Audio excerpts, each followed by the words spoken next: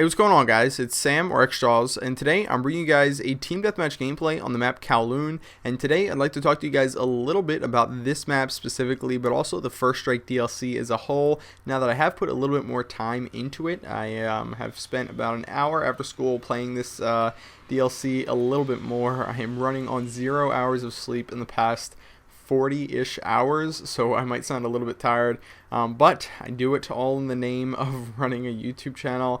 It was really, in retrospect, not a smart idea for me to stay up all night.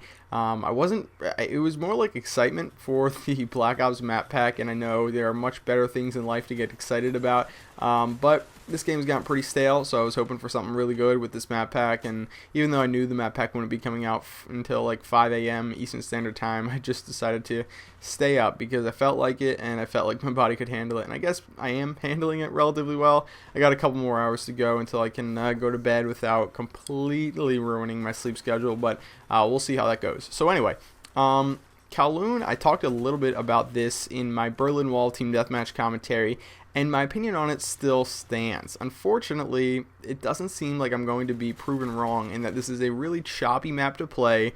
There are way too many things that you jump up on, and it's just, in general, a very, very hectic map for ground war and a very, very, very slow map for any other game mode.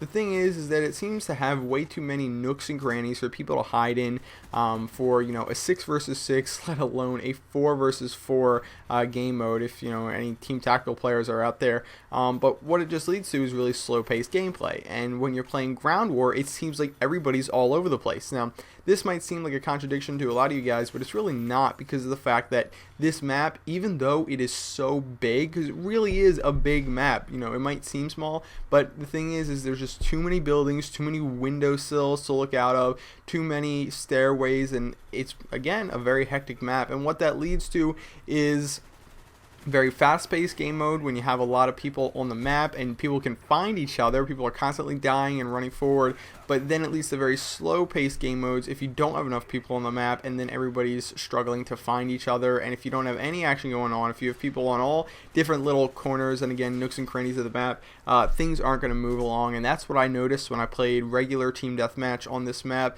and that's just my personal experience thus far. As far as this room that I'm in right now, I want to point this out. This is probably the best position on the map and my favorite position to be on this map. The thing is that this map, because of how hectic it is, again, I keep using that word, I'll try not to use it anymore, but because of the fact that there's so many buildings, and what happens is a lot of people are going to be caught with their pants down when they're turning corners. I'm sure you guys have all heard commentators say this before. You don't want to be running around a corner, because if somebody's around that corner, they're going to have the jump on you, and it's going to be really easy for them to kill you. Well, because there aren't that many lines of sight, if you can find a building like the one in the center of this map that I'm talking about, that I was in a little bit earlier, what you're going to be able to do is cut off a lot of people, and it leads to building a kill streak relatively easily, as long as you make sure that nobody's coming up through the stairway or the two accesses to that building, accesses I guess I should say, to that building. And that's relatively easy to do if you use a claymore and your ears, maybe if you have a headset, that'll definitely help out. I know I do, and it helps out a lot.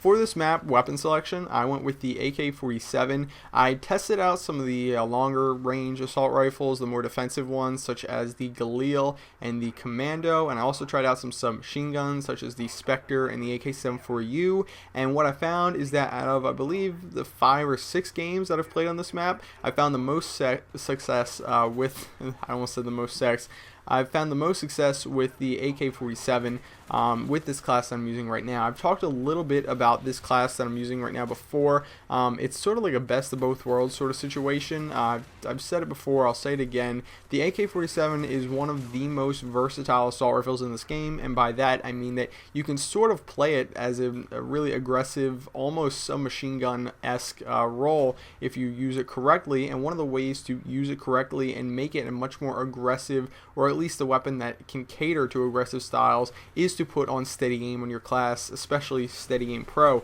That's going to not only help your hip fire out a lot, but in close quarter situations where two people obviously run into each other, you're going to be able to pull out your weapon from your hip a lot faster and get those bullets on target a little bit quicker, and hopefully kill that person a little bit quicker. That's obviously the goal of it all. So that's the class that I found a little bit of success with because of how many corners there are on this map, and also I'm able to use the AK-47 in general as an assault rifle for those longer lines of sight from the center building. But anyway, guys, that's just a little bit about this map. I hope you guys who are on the Xbox 360 are having fun with these maps. Hope you guys on the PS3 and PC are getting excited for these maps. Final score of this game was 36-3, not bad. If you enjoyed it, please give the video a thumbs up. It really helps me out, and I'll see you guys later. Bye.